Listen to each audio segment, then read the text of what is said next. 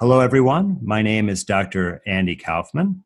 I've been talking a lot lately about this viral pandemic, and I've learned some things lately that have helped me develop a theory, and I think I know what is really going on here, so I want to give that information to everyone. I want everyone to know that I am a qualified medical doctor, so I put up some information about my background here. I'm board certified. I practice in psychiatry and forensic psychiatry. I also do natural healing consultation. In the past, I've worked in hematology and oncology. I've held leadership positions in medical school. I ran a medical device startup company.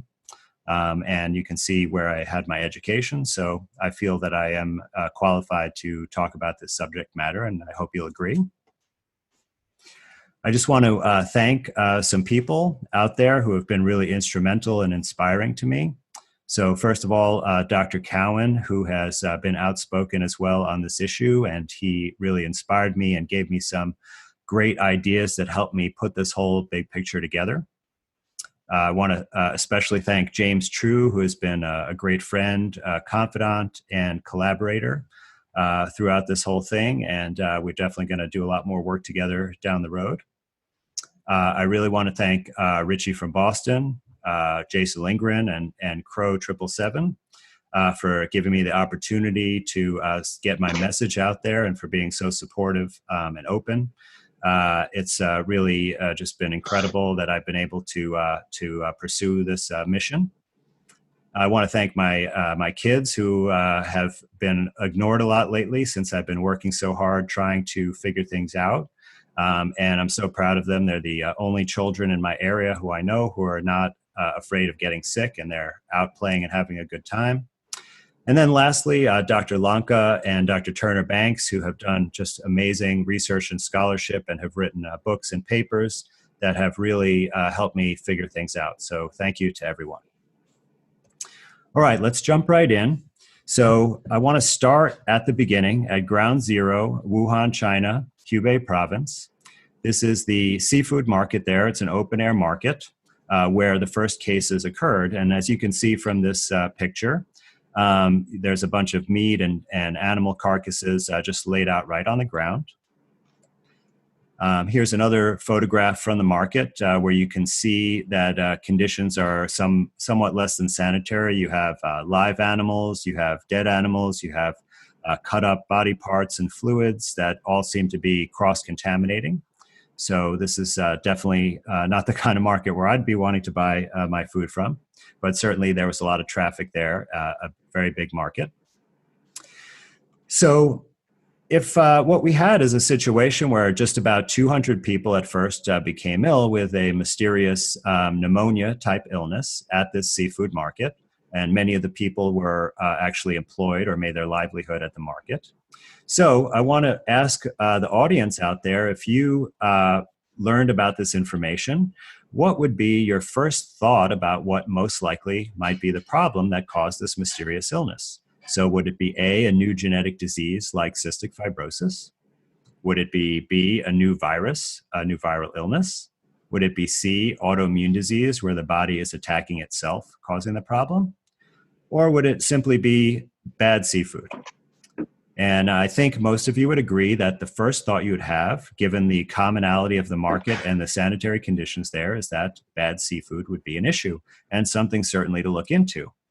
However, the scientists in China did not agree, and in fact, they did not look into this issue at all, as far as I can tell. But instead, they jumped right into the possibility of a virus. So this is a quote from the first paper from the group there that claims to have identified this new coronavirus. And what they said is the disease was determined as viral induced pneumonia by clinicians according to clinical symptoms, including basically a fever, low white blood cell count. Pulmonary infiltrates just means fluid and congestion in the lungs on a chest x-ray. And the people did not get better after 3 days of antibiotics. So they did think of a bacterial infection first and then went right to the virus. And they note that most of the early cases had contact with the seafood market. So it sounds like they were primed to blame a virus on this illness right away. So how did they actually claim to have proved that a virus caused this illness? So what they did is they took only seven out of the almost 200 initial patients who were sick, and they stuck basically a fiber optic camera, like a long tube, down their windpipe into their lungs, and then they squirted a bunch of fluid in there and mixed it around, and it collected whatever debris or cells or chemicals were in the lungs, and then they sucked it back up. And they did take some other body fluids. They did take blood. They took oral swabs and nasal swabs, but it's the lung fluid where they really found think they found what they were looking for. So when they took this lung fluid out, they did not first try to find a virus in there and separate it out and purify it. But the first thing they did was find and separate some kind of genetic material. Quite an interesting strategy. And what they found was some RNA. But I'll tell you that in our bodies, at any given time, there is some free genetic material circulating around our blood and body fluids. And in addition to that, there are genetic material contained in various types of structures. So there's various types of vesicles, essentially just small little sacs of fluids that sometimes contain genetic material. There's also the normal bacteria that live in our body, including in the lungs, and they have genetic material. So there are quite a number of different sources of genetic material. So when they found this genetic material from the lung fluid, they then determined the sequence of it, which is basically the code of the genetic material. So they determined all of the base pairs and the order of that sequence. And then they rushed to rapidly develop a diagnostic test, which is a qualitative PCR, and I'll discuss that a little bit more in a moment. So in other words, before they really proved anything, they already developed a test. Okay, so why didn't they purify the virus, and how do they know what the source is of that genetic material? So it turns out that I was looking in a related area, and I found this study from last summer. And this study was trying to also develop a diagnostic test, but for lung cancer. And essentially, they used the same exact procedure. So they got the lung fluid in the same way with that bronchoalveolar lavage, and they collected that fluid. And out of that fluid, they isolated genetic material, and they sequenced that and they called it a possible biomarker, and this could be a test for lung cancer. So I thought it was quite interesting and coincidental that the same exact procedure was developing a diagnostic test for lung cancer as was developing a diagnostic test for this pandemic pneumonia. So let's look a little bit more in detail at this test. So this is that RT-PCR stands for, it's a mouthful, but it's reverse transcription polymerase chain reaction. And the RT part refers to that we're using it to amplify RNA rather than DNA. If we were using it to amplify DNA, it would just be called PCR. Okay. Now, I'll tell you some important things about this test. So the most important thing is it's not actually testing for the virus itself, it's testing for a sequence of RNA. Now, that sequence of RNA may be present in a virus, but it also may be present in other things. And so I'll give you an example, and I think I mentioned this before, but let's say we had a person that we wanted to identify. Okay, so James, I'm going to use you this time. So we want to be able to identify James out of a crowd, and we're going to send him to Yankee Stadium to a baseball game. But we're not going to look for James's face or any other part of his actual body. Instead, we're going to use a surrogate marker just like they're using for this test. So we're going to put a cap on James's head. And now we're not going to use the typical navy blue Yankees hat because there are going to be a million people with that, right? So we got a unique Yankees hat with pinstripes on it. So it's white with blue pinstripes. And we're going to have him put that hat on and then go into the stadium and disperse amongst the crowd. And then we have a team of 10 people that we're going to send out into the stadium looking for that hat. Okay, so we do this procedure, and lo and behold, what happens is we actually find 6 of these hats. Okay, so 6 out of 10 people find someone wearing this hat. So we go and identify if any of those people are James. And it actually turns out that none of them are James, because James doesn't like wearing hats. So once he got in the stadium, he gave his hat to some kid who would have liked it, and that was one of the 6 people that we found. So you see that when you are looking for something that's not exactly the thing you're looking for, but it's something that's associated with that thing, you have to really understand the relationship between what you're looking for and that thing. So in other words, we had to ask James, will you be comfortable wearing this hat the whole time, right? And then we also have to know, did other people buy this hat, or is this a one-of-a-kind hat? Right? So you can see it can be very misleading. We can get a lot of false results by using this type of method. So in order to mitigate that, and by the way, this concept was just drilled into us in medical school, that whenever you're evaluating a new test, that you need to compare it to the gold standard. And that's how you know if it's actually valid. So with this COVID-19 test, there has not been any gold standard test that this has been compared to, because the supposed COVID-19 virus has never been purified and visualized.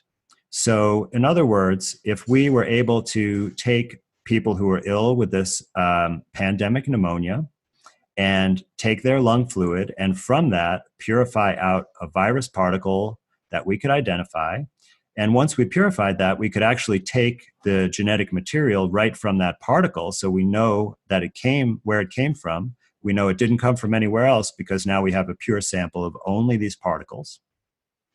Then we would be able to have a gold standard. And so the way you would test this PCR is you would have a group of sick patients, and then you would have a control group of healthy patients.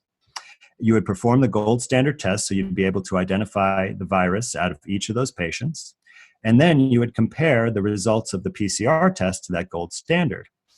And that is really critical, because it would allow you to determine or calculate an error rate, because no test is perfect. It's also very, very important that you have that control group, because that control group would not have the virus present at all, and would also should have a negative PCR test. And that's very important in order to help you calculate these error rates. So one example of a type of error that I think we'd be very concerned about with this test, because we don't want to be mislabeled as being positive for this alleged virus and then risk being quarantined or perhaps even detained. So we want to know the accuracy. Now, there was a paper that came out where they had to estimate the false positive rate, because you can't calculate it since there's no gold standard to compare it against.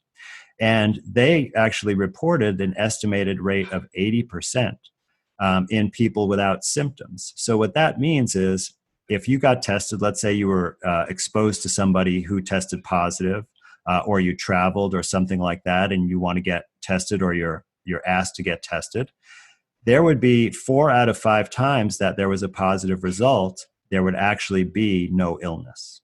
So this could be a real big problem. It certainly could vastly overestimate the number of cases, and also could have a lot of consequences for you based on this quarantine situation. So just to talk generally about what the PCR test, because there's actually additional error even beyond what I've described. So what this test does is it's really just an amplification strategy. And the reason this is necessary is because we're kind of looking for a needle in the haystack. We might only find a few copies of this genetic material, and if there's only a few copies, we just can't detect it out of all of the other stuff that's in the fluid. So what this does is it's a reaction that actually replicates the strand of RNA, and it makes a copy. So it makes from 1 to 2. So you would run a cycle of this reaction, and you'd go from, say, 1 copy to 2 copies. Then you would stop the reaction and then start another cycle by adding some more materials, and then you go from 2 to 4 and repeat it again, 4 to 8, and so on and so on. And this is an exponential or a binomial expansion. And if you look at the black curve on the graph here, you'll see that's what that represents. So, generally speaking, when you're using this test, you want to carry out approximately between 25 and 35 cycles in order to get enough amplification that you can see what you're looking for. If you go too much beyond that, what happens is you end up amplifying the noise. So it seems to be generally represented that the absolute maximum number of cycles that you could do and still get an accurate result is 45. And that's exactly the number of cycles that is recommended for this COVID-19 PCR test. So it's right at the upper limit. And I'm going to share this quote with you from another article about PCR. It says, what PCR does is to select a genetic sequence and then amplify it enormously. It can accomplish the equivalent of finding a needle in a haystack. It can amplify that needle into a haystack. Like an electronically amplified antenna, PCR greatly amplifies the signal, but also greatly amplifies the noise.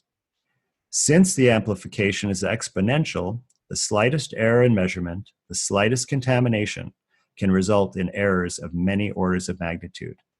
So this is not a very accurate test, especially when you're pushing the number of cycles to get so much amplification. Just a slight mistake can result in false positives. And I think that's what we've been seeing. So I'm going to change gears now a little bit and talk about something different, something that most of you have never heard of whatsoever, and it's called exosomes. And I'm going to talk about what they are and why they're relevant for this discussion. So exosomes are something that is naturally occurring in the body.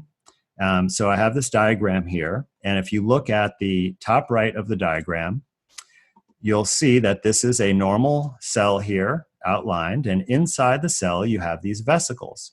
And inside of our cells there are a number of different little organs, they call them organelles, and they're generally contained by a membrane. They come in different shapes, but lots of them are in this structure. It's essentially like a spherical blob that has the same membrane as is the outer membrane of the cell, a lipid bilayer membrane, and it can contain various types of chemicals. Now, this is a specific type of vesicle that will end up merging with the cell membrane at the surface under certain conditions and release these exosomes out into the extracellular fluid, and they'll get into the circulation and be distributed around the body. So while they're inside the cell, they're called MVEs, which stands for multivesicular endosomes. So in other words, they have a bunch of exosomes or vesicles inside them. And they release these on a regular basis, just day to day. And there are many things, though, that can induce this process and accelerate it and increase the number of exosomes that it releases outside of the cell. And so these exosomes leave the cell, and you see they have these little squares on them. And these little squares are like a lock. And what they do is they go around the body through the circulation, and they're looking for the right key to fit their lock. And that's called the target cell. And depending on what kind of cell releases them, they might have different keys and different locks, so they're targeted to different parts of the body. And these are mostly thought to involve communication. So communication between one cell and another cell, between one part of the body and another part of the body. And they can have many functions in this communication, which I'll get to momentarily.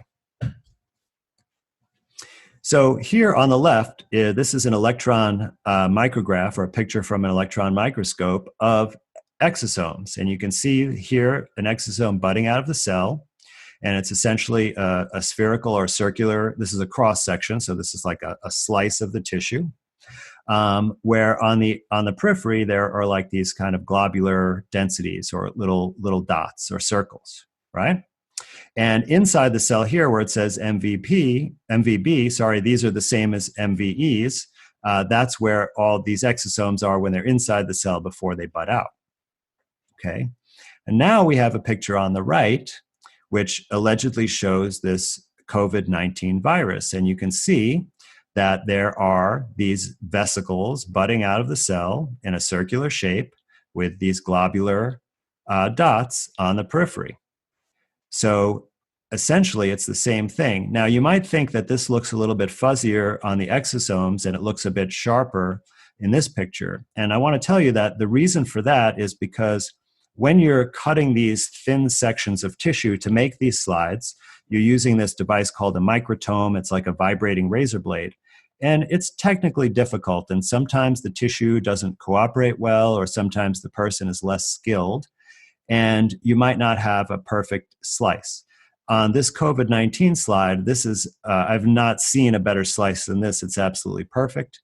The one on the left is a little bit thicker, and so that's why it looks a bit fuzzier and less sharp, but essentially you're seeing the same exact thing. And I want to take a look at the same comparison when we see both of them inside of the host cell. Okay, so on the bottom left here, this is a COVID-19 cell. And you see right here is supposedly this is the virus particle inside the cell. And once again, you see a circular shape. And inside, you see these round globular aggregates. Okay, now look at the top right. And this here is showing you this is less magnification, and this is actually a nerve cell. And this is the MVE. So these are a bunch of exosomes inside here. And you see a circular structure filled with these globular particles. So once again, same thing, also same size, both about 500 nanometers in diameter. Okay, you see the scale lines here, so you can see for yourself. So now we have a series of 2 comparison photographs under electron microscope of the virus and an exosome outside the cell, and a virus and an MVE inside the cell, and you can see that they are identical in appearance. So let's look at actually some physical parameters of these and continue our comparison. So I've mentioned a little bit that they are roughly the same size when they're inside the cell, same size when they're outside the cell. Now there is some variability here. I've looked at lots of these photographs, and I see in both cases there is some variability in the size. So these numbers are not precise, but in every case they are essentially compatible in their range of sizes. Now also the receptor, now this is a key thing. Now remember I mentioned that lock and key mechanism. Well, actually with the COVID-19 papers, they have discovered that on its surface it has a receptor for ACE2. Now ACE2 is an angiotensin converting enzyme. It's an enzyme in our bodies. One of its functions is that it works with the kidney to regulate blood pressure, and there are blood pressure medications that inhibit this enzyme. But in this paper, what they said is that this receptor is actually how the virus invades the cells. Now, I also was able to find a paper where they've identified exosomes coming from our own body that also use the ACE2 receptor as their lock and key mechanism to find their target cells. So exosomes and COVID-19, the same exact receptor on their surface targeting the same exact cells. Now, these both contain genetic material, and it's both in the form of RNA. No DNA, only RNA. And these structures are both found in the lung fluid. So the lung cancer test that I showed you earlier found exosomes in that fluid, and the lung fluid showed the COVID-19 as well.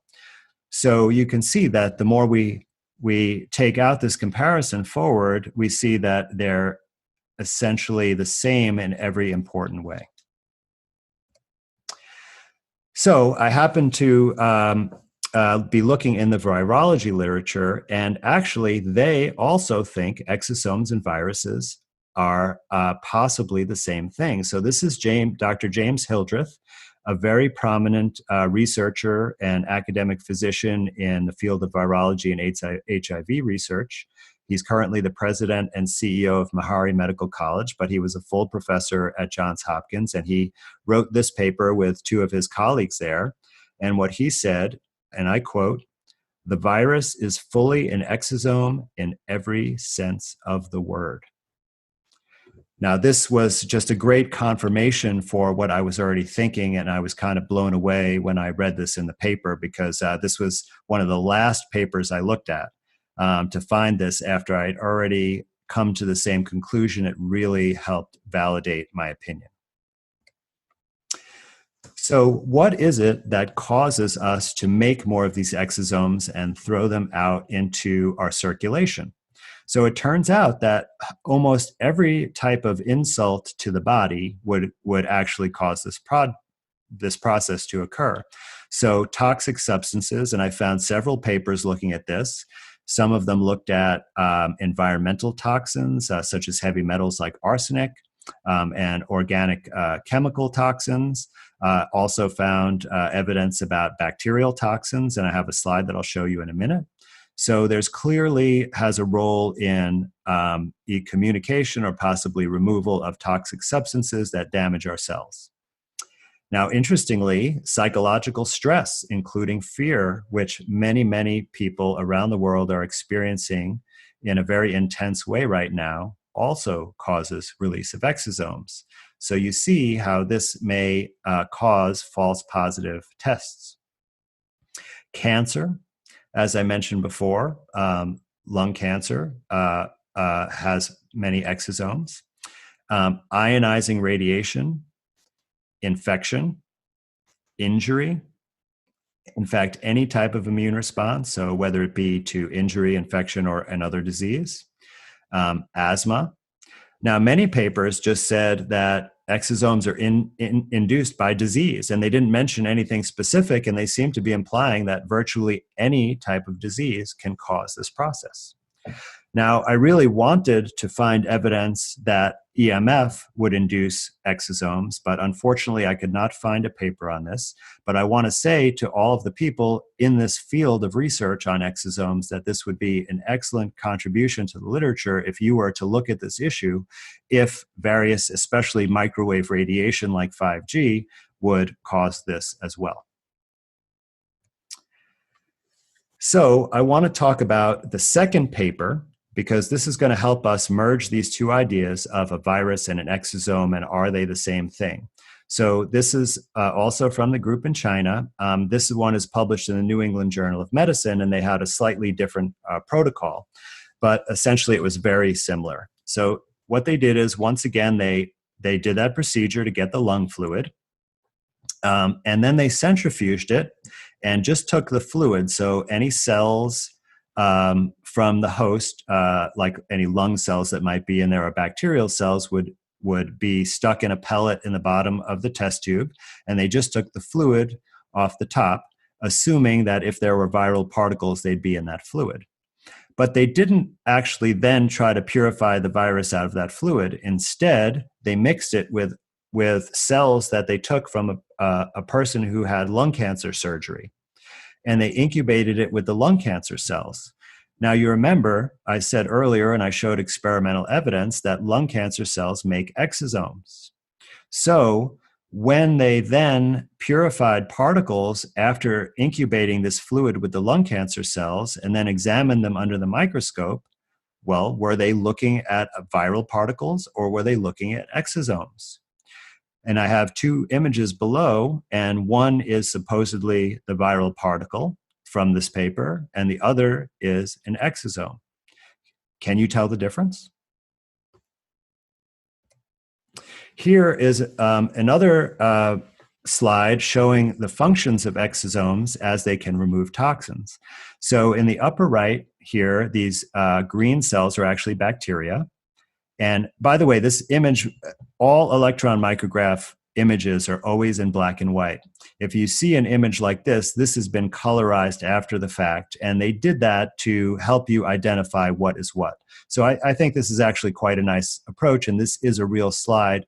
It's very different from some of the slides that you've seen that are just computer graphics that are made by an artist.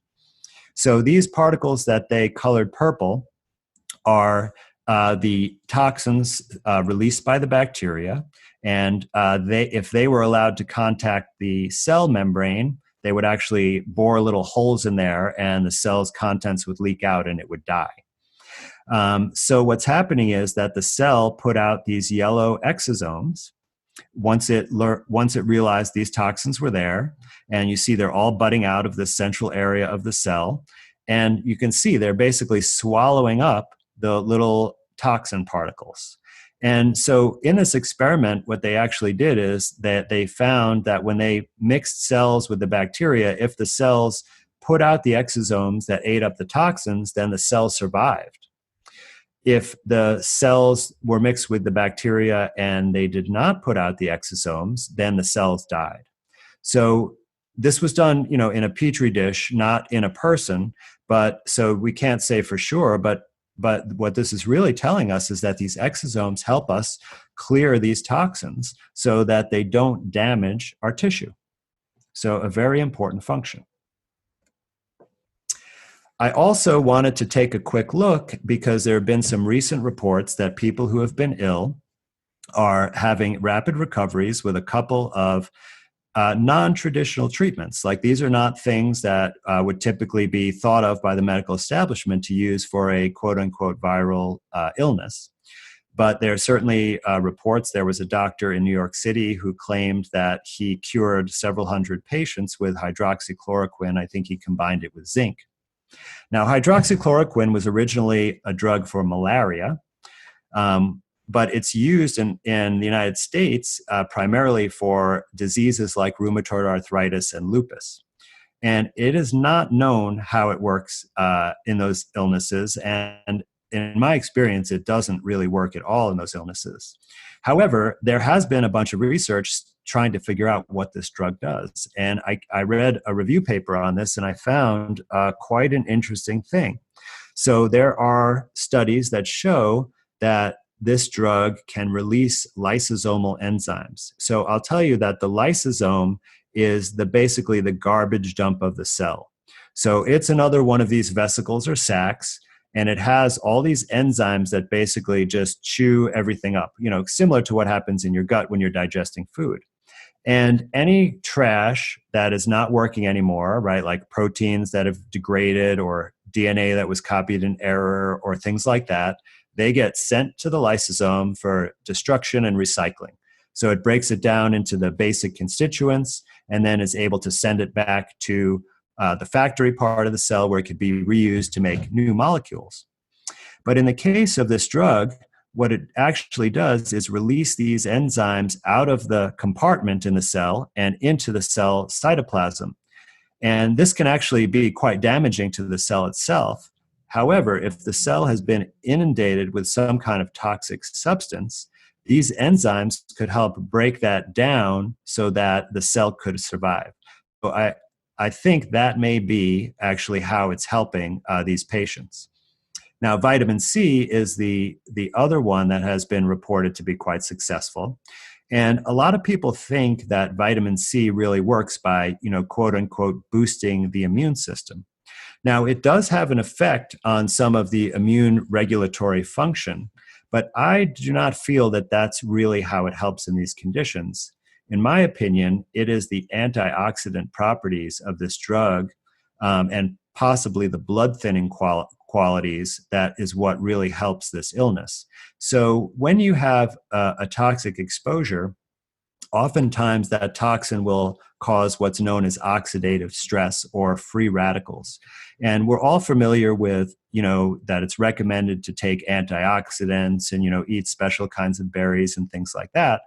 But not too many people understand what that's really doing. But what it does is it kind of acts like a neutralizing sponge for these free radicals. It just soaks them up and quelches them. And what the free radicals do is they have like a chain reaction. It's like they tag someone and make them a free radical and tag the next person and make it a free radical. And then all these molecules end up falling apart and making a huge mess. And the cells can't function. So the vitamin C stops that process dead in its tracks and reduces that damage and prevents further damage. And in my opinion, that's how it works for this type of acute illness. All right, so I'm going to tie this all together, everything I've told you tonight, into what I think is really going on here.